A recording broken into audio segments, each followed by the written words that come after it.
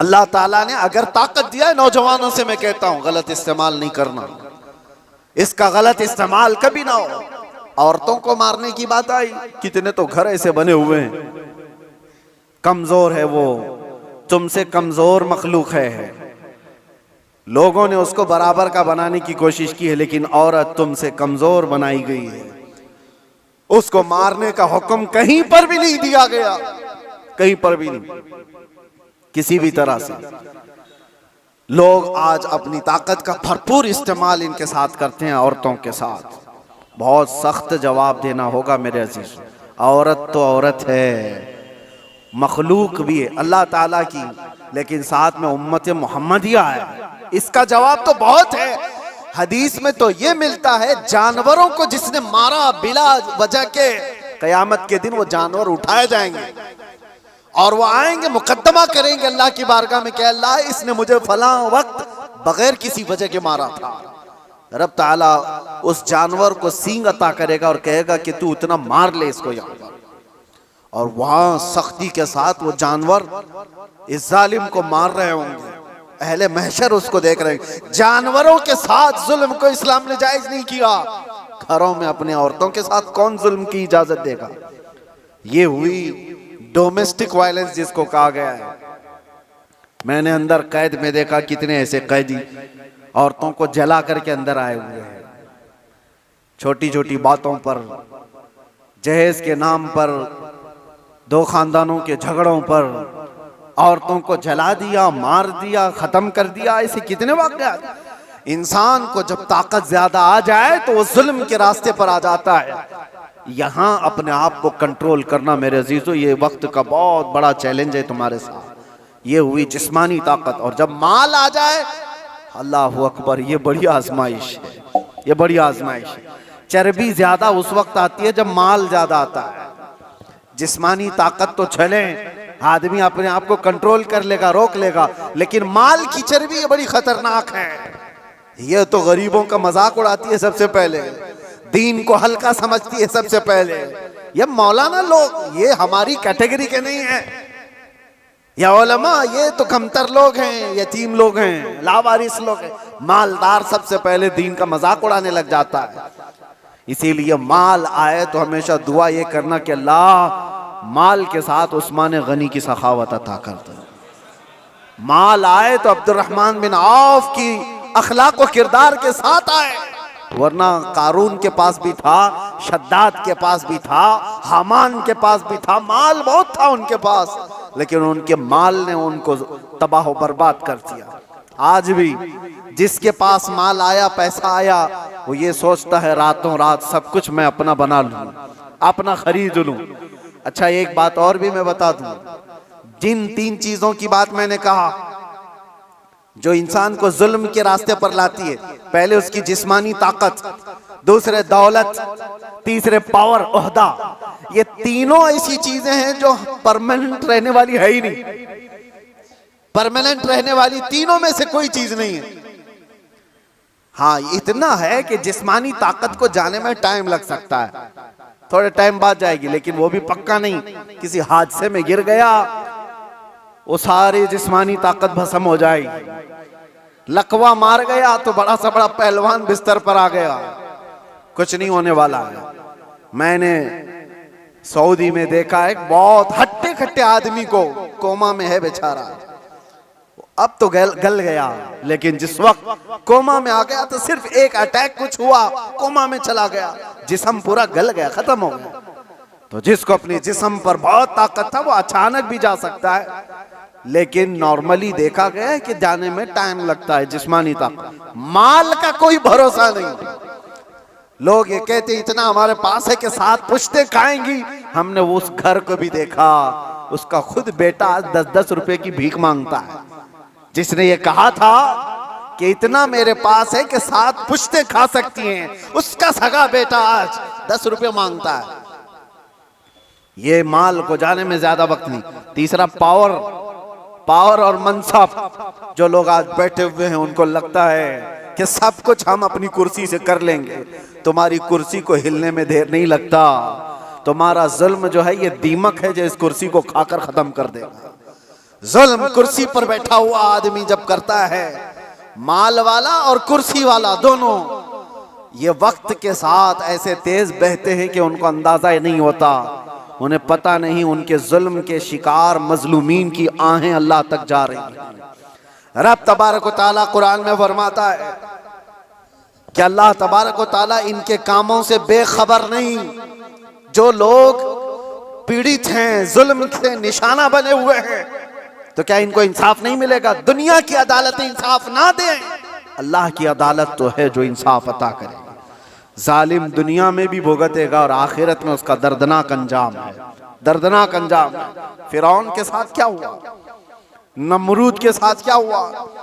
अरे एक मच्छर से हिलाक हो गए। फिरौन पानी में गर्क कर तबाह हो गया, गर्क होकर तबाह हो गया। अबू जहल को 2 छोटे बच्चों ने मार के गिरा दिया।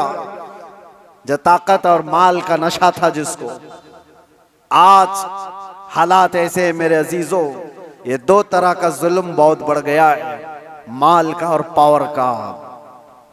आज जो पूरी इंटरनेशनल न्यूज घूम रही है अमेरिका की दादागिरी, कोई बोलने वाला है इस पर? वो किसी भी मुल्क के राष्ट्रपति को उठा करके ले जाए, किसी को कुछ नहीं। हालांकि नई बात नहीं है, नई बात नहीं। पावर है ना, ताकत है, नशा है, वो कुछ भी कर सकता है। ये पहली बार नहीं, ऐसे कई मुल्कों के साथ हुआ है। दूसरे मुल्कों में जाकर के बम गिरा देना, दूसरे मुल्कों के चुनी हुई सरकारों को गिरा देना, ये पहली बार है। जो आज सोशल मीडिया पर गर्दिश कर रही है बातें, वेनेजुएला के साथ ऐसा हुआ वैसा हुआ।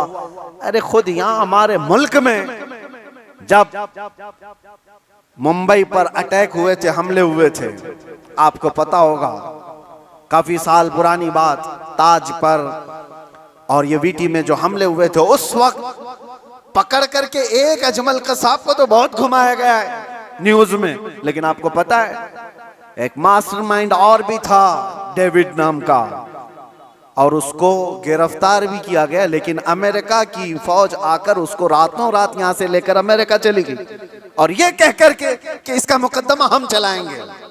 दादा है साहब, हमारे मुल्क का मुजरिम है, हमारे मुल्क में फसाद किया, लेकिन कानून उनका चलेगा। ये क्या है? ये पावर का इस्तेमाल। दुनिया यही चीज देखती है आज, जिसकी लाठी उसकी भैंस कहा जाता है। ये मुहावरा यही है, ताकत का ऐसा इस्तेमाल। और ये लोग दुनिया को इंसानियत का दर्ज दे रहे हैं, ह्यूमन राइट्स बनाए हुए बैठे हैं, इंसानों के अकदार ये सिखाएंगे हमें जो दुनिया को जुल्म से हाँकते हैं। मेरे अजीजों, एक बात याद रखो, अल्लाह के नबी सल्लल्लाहु तआला अलैहि वसल्लम ने अगर फरमाया कि जुल्म को अल्लाह पसंद नहीं करता, तो रसूलुल्लाह ने अपनी जिंदगी से करके दिखाया है। यह नहीं है कि तकरीरों में कहा है या कोई स्टेटमेंट है। यह दुनिया के यूएनए का एक स्टेटमेंट होगा, अमेरिका का, यूरोप का स्टेटमेंट होगा कि ह्यूमन राइट्स के खिलाफ कोई भी कुछ करेगा तो हम उसको पकड़ेंगे, मारेंगे। जुल्म के खिलाफ हम बोलेंगे, हम पीस चाहते हैं। ये सब ढकोसले हैं, जुमलेबाजियां हैं, लेकिन सब उनके खुद के अमल की बात आए तो कोई इसमें खरा नहीं है, कोई पक्का नहीं है। लेकिन आओ, बारगाह रिसालत मुआब सल्लल्लाहु अलैहि वसल्लम, अल्लाह के नबी सल्लल्लाहु तआला अलैहि वसल्लम जब फरमाते हैं कि जुल्म जायज नहीं, तो मस्जिद नबवी का वो माहौल है, सहाबा बैठे हैं, हुजूर ने फरमाया ये मेरे आखिरी वक्त होंगे, मैं दुनिया से जा रहा हूं, मफहूम मैं बता रहा हूं, इसके बाद हो सकता है तुमसे मुलाकात ना हो, लेकिन तुम में से किसी पर भी कोई हक मेरा बाकी रहे या मुझ पर किसी का हक बाकी है तो खड़ा हो और मुझसे सवाल करे। हुजूर ने फरमाया, और एक साहबी खड़े हो गए, कहा या रसूलुल्लाह आप पर मेरा एक हक है। कहा क्या है? फला जंग में जब जा रहे थे, आप सफ़ें सीधी कर रहे थे, मैं थोड़ा बाहर आ गया था, आपने छड़ी से मुझे मार दिया था, मैं बदला लेना चाहता हूं, आप पर मेरा हक है। तो रसूल करीम सल्लल्लाहु तआला अलैहि वसल्लम ये नहीं फरमाया इस्लाम का बादशाह जो इस्लामी सल्तनत को एस्टेब्लिश कर रहा हो कि तुम बादशाह जो पूरे कायनात में फैलने वाला दीन है उसके मुक्तदा और उसके आका से बदला लेने की बात कर रहे हो। नहीं फरमाया, हुजूर ने फरमाया उठो आओ। हजरत उमर तलवार निकाल लिए थे, कहा कौन है जो रसूलुल्लाह से बदला लेगा? हुजूर ने फरमाया, उमर तलवार नीची करो, या अदालत की महफिल है, यह इस्लाम है, यह अल्लाह तबारक व तआला की मंशा के मुताबिक चलेगा, ना कि पावर के मुताबिक।